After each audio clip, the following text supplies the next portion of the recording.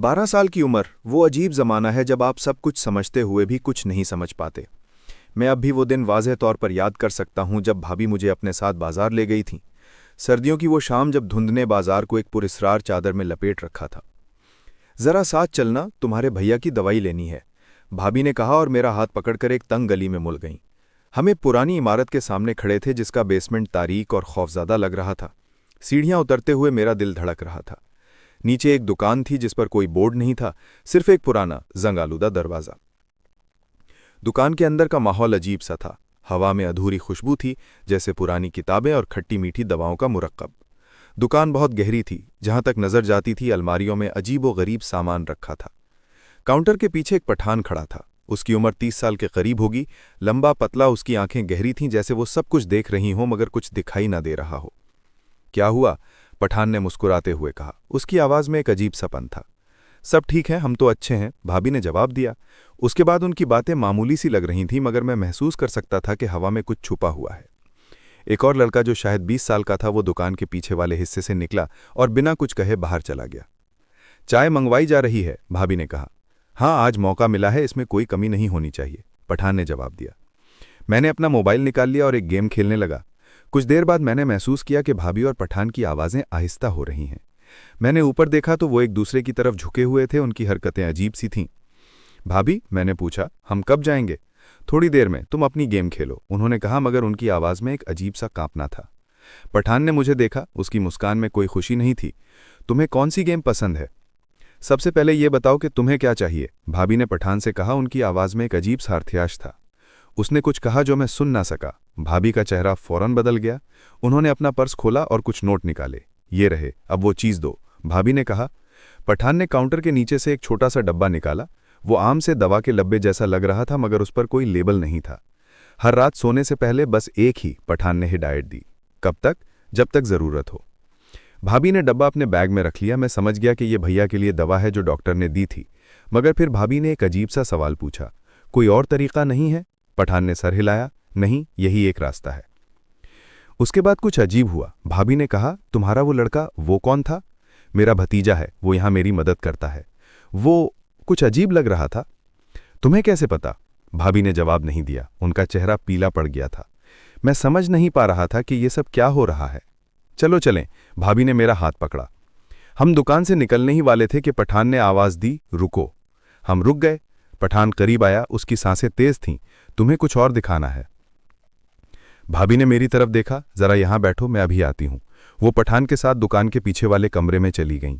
दरवाज़ा बंद हो गया। मैं अकेले दुकान में बैठा था। मेरा दिल धड़क रहा था।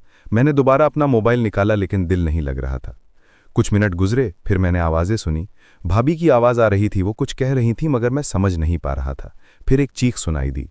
मैं कुर्सी से उछल पड़ा। मैं दरवाजे के करीब गया। मैंने दरार से अंदर झांका। कमरे में भाभी खड़ी थी। उनका चेहरा खौफजदा था। पठान उनके सामने खड़ा था और उसके हाथ में कुछ चमक रहा था। ये मुमकिन नहीं है, भाभी ने कहा। उनकी आवाज़ कांप रही थी। तुम्हें देखना होगा, तुम्हें यकीन हो जाएगा, पठान ने कहा। उसने अपना हाथ बढ़ाया। भाभी ने पीछे हटना चाहा, मगर वो दीवार से जा लगी। नहीं, मुझे जाने दो, भाभी ने चीख कर कहा। मैं दरवाज़ा खोलकर अंदर घुस गया। भाभी, पठान ने मेरी तरफ गुस्से से देखा। बाहर जाओ। नहीं, इसके साथ क्या कर रहे हो? मैंने पूछा। मेरी आवाज़ में डर था, मगर मैं जानता था कि मुझे भाभी की हिफाजत करनी है। भाभी ने मौका पाया तो पठान को धक्का देकर मेरी तरफ भागी। चलो चलें। हम दुकान से बाहर भागे।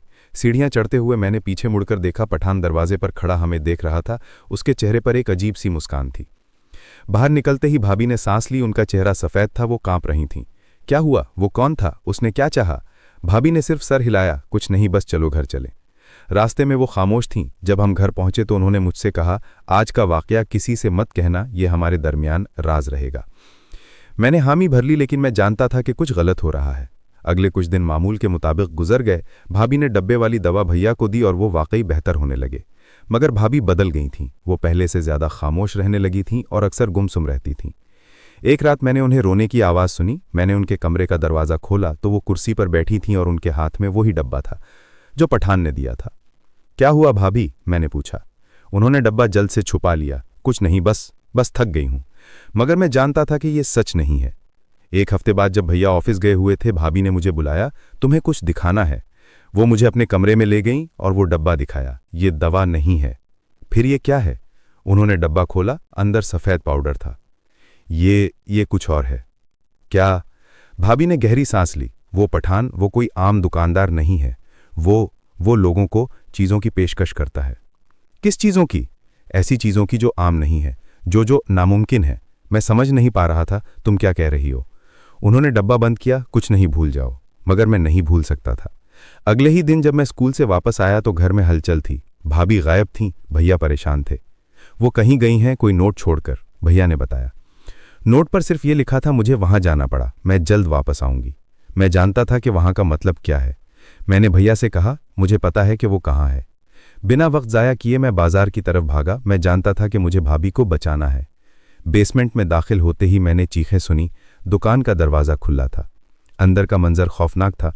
भाभी फर्श पर पड़ी थी, उनका चेहरा जख्मी था। पठान उनके करीब खड़ा था, उसके हाथ में कुछ चमक रहा था।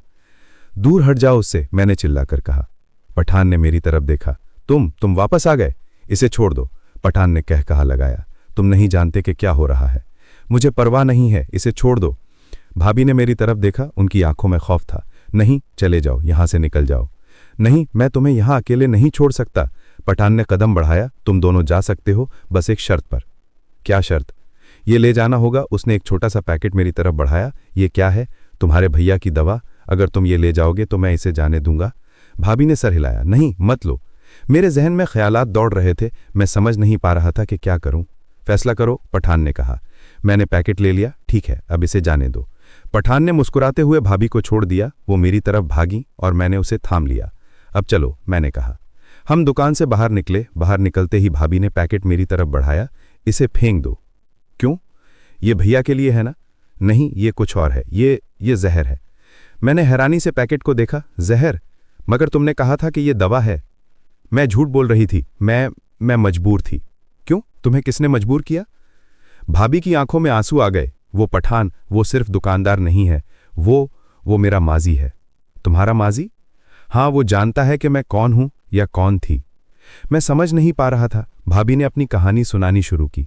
कई साल पहले जब भाभी जवान थी तो वो एक ऐसे ग्रुप का हिस्सा थी जो गैर कानूनी दवाएं बनाता था। पठान उस ग्रुप का रुकन था। जब भाभी ने ग्रुप छोड़ने का फैसला किया तो उन्होंने उसे जाने दिया, मगर एक शर्त पर, कि अगर कभी उन्हें जरूरत पड़ी तो वो वापस आएंगी। और अब वो मुझे वापस चाहता है। मगर तुम्हें वापस क्यों आना है? क्योंकि तुम्हारे भैया बीमार हैं। उन्हें ऐसी दवा की जरूरत है जो सिर्फ वही दे सकता है, मगर उसकी कीमत मेरी वापसी है। मैंने भाभी को देखा। हम कोई और रास्ता ढूंढेंगे, हम किसी और डॉक्टर के पास जाएंगे। भाभी ने मुस्कुराते हुए मेरा हाथ थामा। तुम बहुत अच्छे हो, मगर ये कोई आम बीमारी नहीं है। ये कुछ और है। क्या मतलब? वो दवा जो मैंने पहले ली थी उसके मजे असरात हैं। अब सिर्फ वही उसका इलाज जानता है। मैंने महसूस किया कि हम एक ऐसे जाल में फंस गए हैं जिससे निकलना नामुमकिन लग रहा था। फिर हम क्या करें? मैंने पूछा। भाभी ने गहरी सांस ली। हमें वापस जाना होगा, मगर इस बार हम साथ जाएंगे। हम दोनों वापस बेसमेंट की तरफ मुड़े। मैं जानता था कि यह खतरनाक हो सकता है, मगर मैं भाभी को अकेले नहीं जाने दे सकता था। दुकान का दरवाज़ा अब भी खुला था। अंदर पठान हमें इंतजार करता हुआ खड़ा था, जैसे वो जानता था कि हम वापस आएंगे। तुम वापस आ गए, उसने कहा। हमने फैसला कर लिया है, भाभी ने कहा। उनकी आवाज़ में ताकत थी। हम तुम्हारी शर्त मानते हैं, मगर एक तब्दीली के साथ। क्या तब्दीली?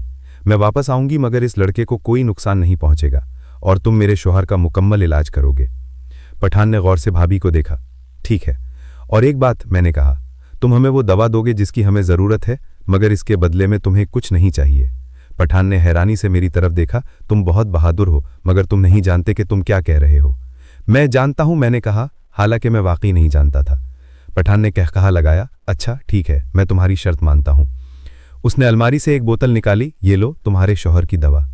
भाभी ने बोतल ली। शुक्रिया। अब तुम्हारी बारी, पठान ने भाभी से कहा। भाभी ने मेरी तरफ देखा। उनकी आंखों में अलविदा का एहसास था। अब तुम जाओ। नहीं, मैं तुम्हारे साथ रहूंगा। नहीं, तुम्हें जाना होगा, भाभी ने कहा। यह मेरी जंग है, तुम्हारी नहीं। मैंने इनकार किया। मगर प्लीज, भाभी ने कहा। उनकी आवाज में इल्तिजा थी। तुम्हें जाना होगा। आखिरकार मैं मान गया। मैं दुकान से बाहर निकला, बोतल अपने हाथ में थामी। मैं जानता था कि यह मेरी जिंदगी का सबसे मुश्किल फैसला था। बाहर निकलते ही मैंने मुड़कर देखा। भाभी दरवाजे पर खड़ी मुझे देख रही थीं। उनके चेहरे पर एक पुरस्कार मुस्कान थी। फिर दरवाज़ा बंद हो गया और वो नज़रों से ओझल हो गई। मैं वो बोतल लेकर घर वापस आया, भैया को दवा दी और वो वाकई बेहतर होने लगे, मगर भाभी वापस नहीं आई। कई साल गुजर गए मगर मैं आज भी उस दिन को नहीं भूला हूं। मैं जानता हूं कि भाभी ने हमारे लिए कुर्बानी दी और मैंने वो सबक सीखा जो कोई 12 साल का बच्चा नहीं सीखना चाहिए। कभी कभार की मोहब्बत की कीमत बहुत ज्यादा होती है। आज भी जब मैं उस बाजार से गुजरता हूं तो मैं उस बेसमेंट की तरफ देखता हूं। दरवाज़ा अब भी वही है मगर मैं अंदर नहीं जाता, क्योंकि बाज़ राजों को राज ही रहना चाहिए और बाज़ दुकानों पर वार्निंग के निशान होते हैं जो सिर्फ वही देख सकता है जो देखना जानता हो। मैं उम्मीद करता हूं कि आपको ये कहानी पसंद आई होगी।